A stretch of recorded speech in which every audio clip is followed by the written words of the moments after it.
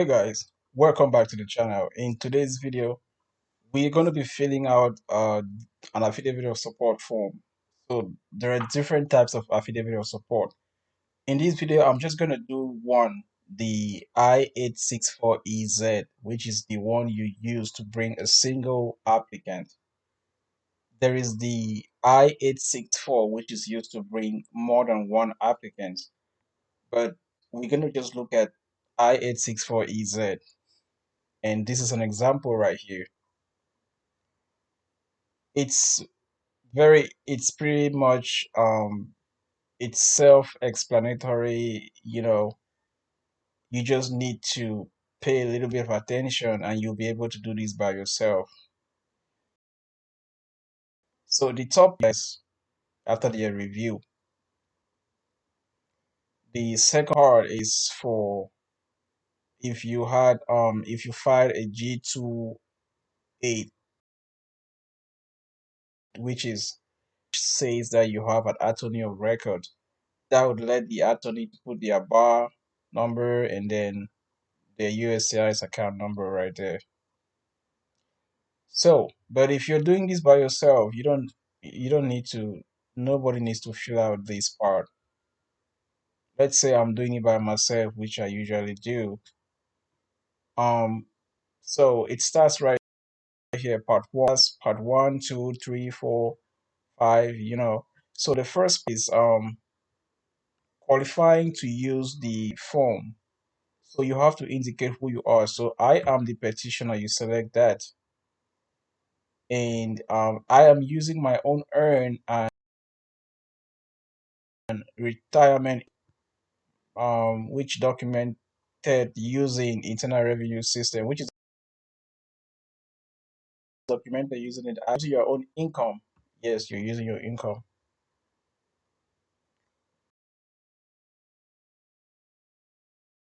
Part two, part two says information about the immigrant. So you have to start by putting their family name. Let's say it's Doe. It has to be uppercase. Sorry, Doe. Doe. Their last maybe Butler.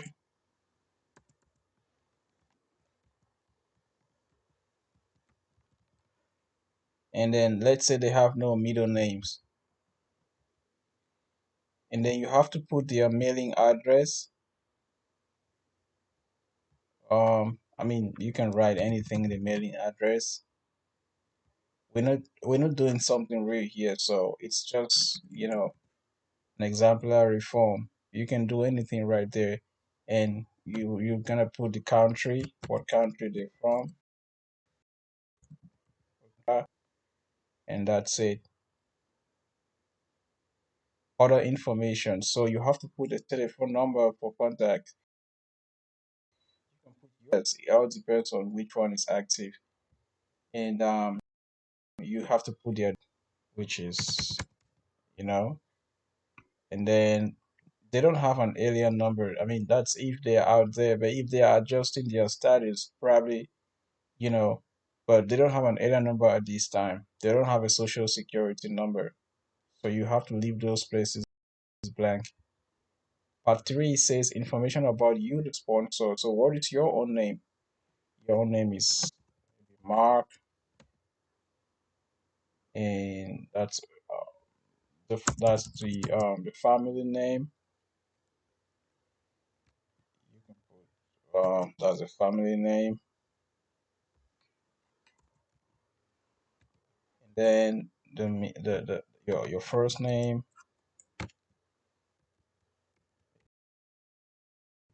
that, and then let's say no middle name.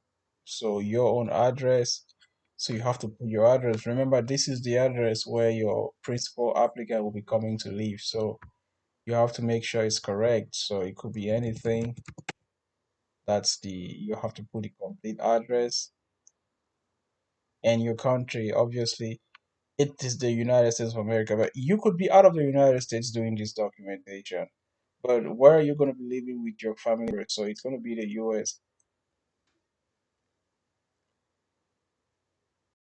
And then your current mailing address the same as your physical address. So if you're out of the United States, you can say no. And when you say no, you should be able to fill out the address where you are at. But if you're in the United States, you have to fill out this part.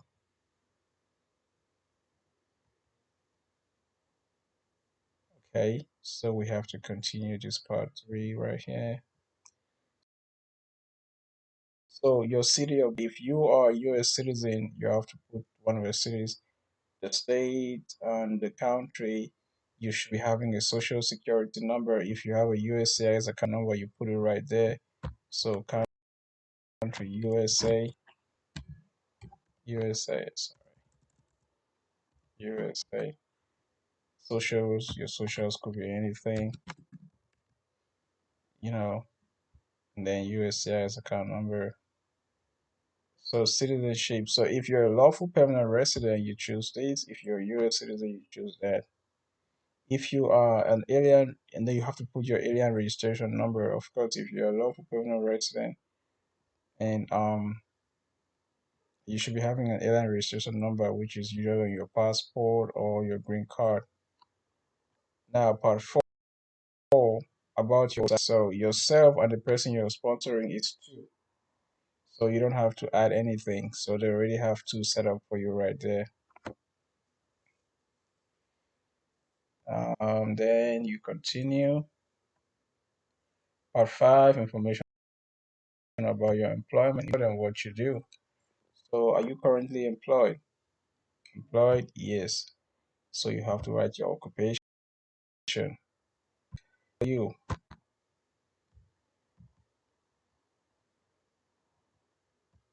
So if you're employed, you have to fill out the form. You have to fill out this part right here.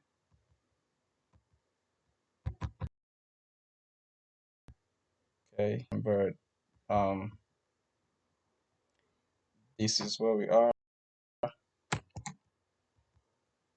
Okay.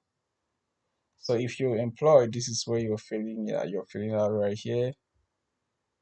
And so your federal income tax information. Have you filed your taxes on your federal income tax for each of the 3 most recent years? Yeah, you should be able to. You must have filed it. Okay, and then um, so you remember what were the income of the past 3 years. So right now we are in 2022. You should be having tax information. Tax. You should be having tax. So let's say 2021, you had 60,000. 2020, you had 60,000. All these are found on your transcript. And remember, you can go to the IRS website, create an account, log in. You're able to download this document from the IRS website. I'll be leaving a link below in the for the IRS website for you to be able to get your transcript. For 2021, it's not available yet, so you have to print out the income, wages, and income tax. Then you attach your news. Remember this, 2021 is not available yet. So you have to go to the IRS website, print out wages and income, then you attach your W-2 for 2021. This should be 2019. Okay. Now come down. Um what if I do not fulfill the obligation? You have to fulfill that. So you have to sign right here. This is where you sign and you put the date.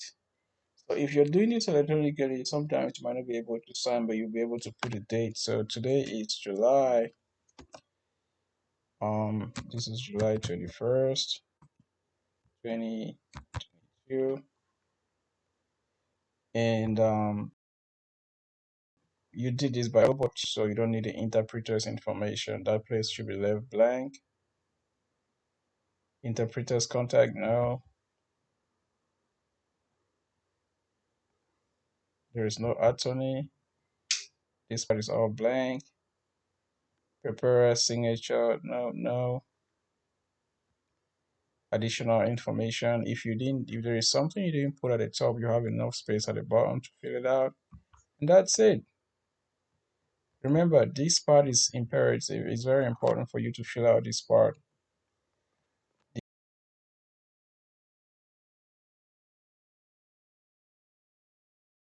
The make sure you put the date. That's what attests that you are accepting that the National Visa Center goes into your files to check your income to be able to verify if you're eligible to bring an immigrant to the United States of America, making them not a burden to the United States government.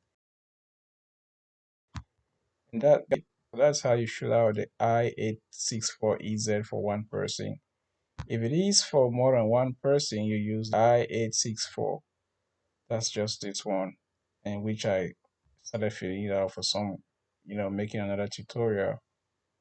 And the difference with this one is you have to add all going. That will be traveling with the principal applicant. So here you have family member one, family member two, up to family member five. You have to put in all your information. It will be good if they live in the same address. That will not stress you up. And that's basically what happens with the two forms, guys. If you have a question, please description box below and leave your question, and I'll be glad to help.